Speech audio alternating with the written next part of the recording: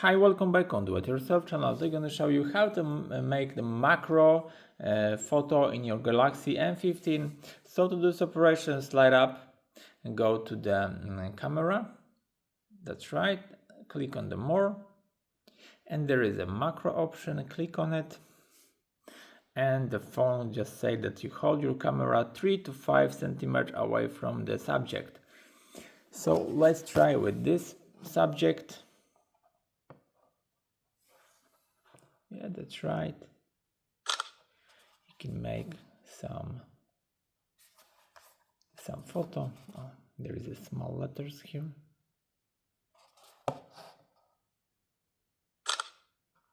And as you see, we have making a really good macro option, macro picture. Yep. So that's it for now. I hope the video is helpful for you. If yes, you can leave like, leave comment, and leave subscribe. And see you by next video. Hey.